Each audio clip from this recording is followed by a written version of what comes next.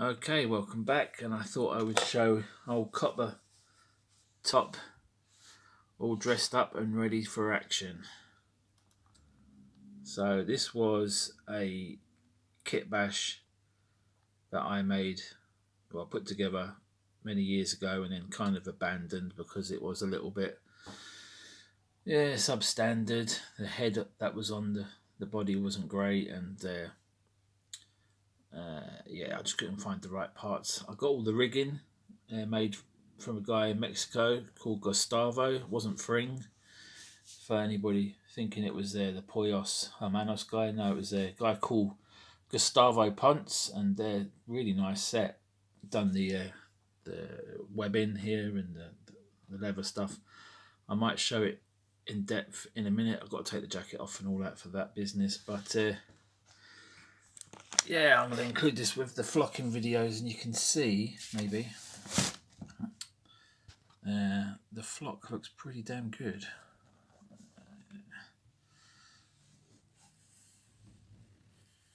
It's not perfect, but nothing ever is unless you get it done in the factory.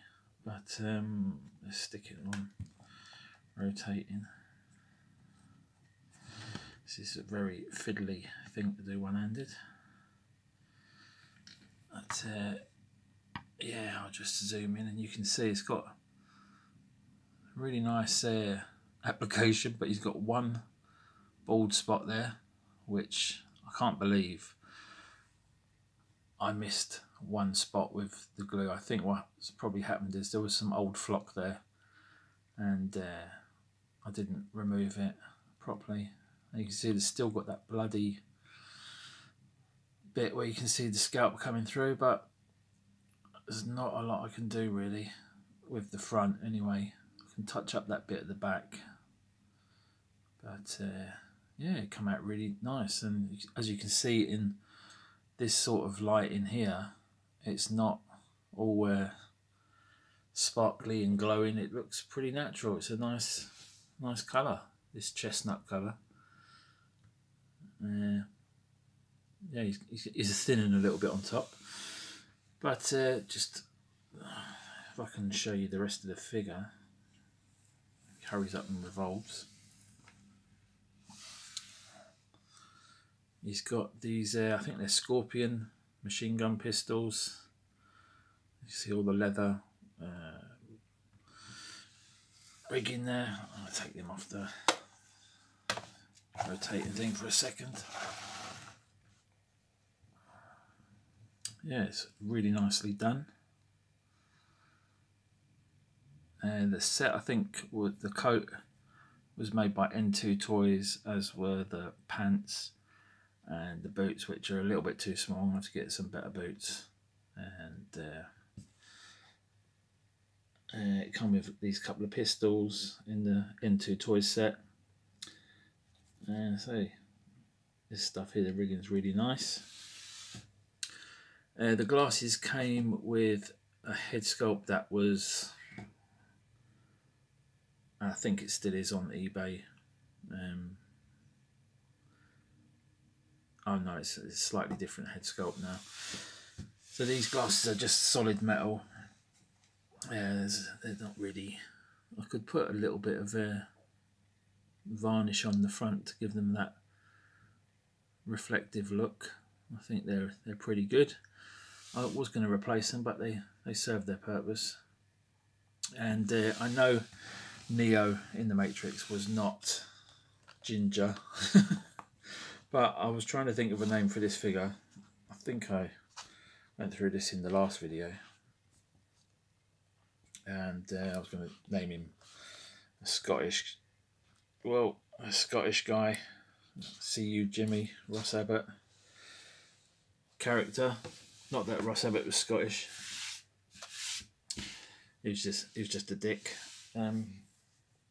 But yeah, that was something from childhood. Or Jimmy Cranky. That's the only Scottish people I was exposed to, or exposed themselves to me. Anyway, no, that's a different story. That we don't want to go into that. But what was the point? Yes, this has gone completely off the rails. Copper Top is what one of the characters, is it Switch? The blonde hair, the peroxide girl, haired girl in Matrix. She says, "We ain't got time for 20 questions." Copper Top. It's either our way or the highway. So, referring, of course, to the Duracell battery because it's got the, the black and the gold on the top, or the copper on top. Basically, if you haven't watched the Matrix, I won't spoil it, but it's kind of referring to a battery, and you'll get it if you haven't seen it. If you've been there, not exposed to Western culture, or just haven't got round to seeing it. I mean, I'm like that sometimes with certain films and franchises. I just decide I don't want to be following the herd. I'm just watching what everyone else watches. But sometimes, it's a good way to be. Sometimes, sometimes you're missing out. Yeah, I'm really happy. It looks really good. I might replace this head with a brown haired one. I mean, it is brown, but he's kind of black, brown haired. But as the new Matrix film is coming out, it kind of made sense to put this together. Had a lot of frustration doing it, getting these boots on, because Action Man's feet are quite big and these boots are too small. I had to jam those in there, and they're quite misshapen now, so I need to get better boots. The trench coat is nice, but it's a bit short in the arms. But the rest of the stuff that I've got here is more than serviceable. I think these guns were made by DID, paid more than what they're probably worth, but as with everything in this hobby, the kit bashing side is where you spend a lot of money, and sometimes you're never happy with the results. I know I see a lot of people parting out figures and to make more money, and fair play to them, but it is a slippery slope once you start putting things together and spending money, and then it's like, oh, I've already invested this much, I need to finish it off with this or this, and then it's just a never-ending rabbit hole. You could spend hundreds, still not be happy. But I thought, with a lot of my abandoned kit bashes or stuff that's not up to snuff, it's perfect for Action Man. I've got another one for the collection, and I was having to think about this earlier, and I was thinking if I had to get rid of my other figures, which very well might happen at some point, if I had to get rid of those for financial reasons, then I would I can't even speak. I would rather get rid of the mass-produced things than these sort of not handmade, but hand put together, and some of them are handmade. Ones that I've made, they mean more. I mean, obviously I reflocked this hair, so it's got a personal touch, even though he's got that bald spot. I touched up the eyebrows with a Sharpie pen. I was going to do it like a reddish, but I just thought, well, even the blonde-haired Action Mans have got the black eyebrows, so I just stick with black, traditional. I was tempted to put mutton chops on this, but then the name Copper Top come to me, and I thought, well, I've got the parts, might as well use them instead of them sitting in a box. I wouldn't have had the heart to sell them on because I'd probably lose money. So now it's like I've got a sort of a substandard kit bash or a really high-end Action Man. So it works for me. I'm happy. and I don't feel like I've wasted all that money. I think it looks really good.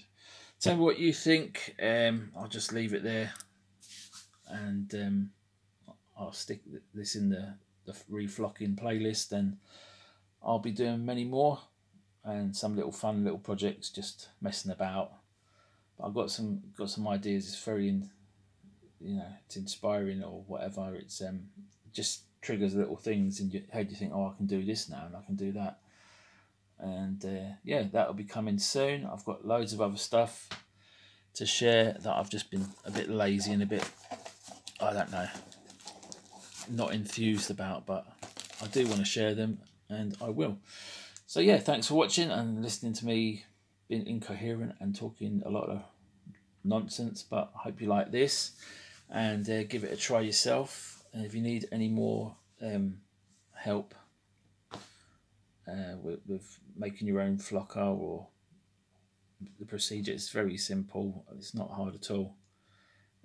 I'll put links up for the flocking supplies if you're in the UK or in America, and if you're in Europe, then I think you probably look closer to home. But yeah, I know there's America and UK suppliers, so I'm sure there's suppliers in Europe.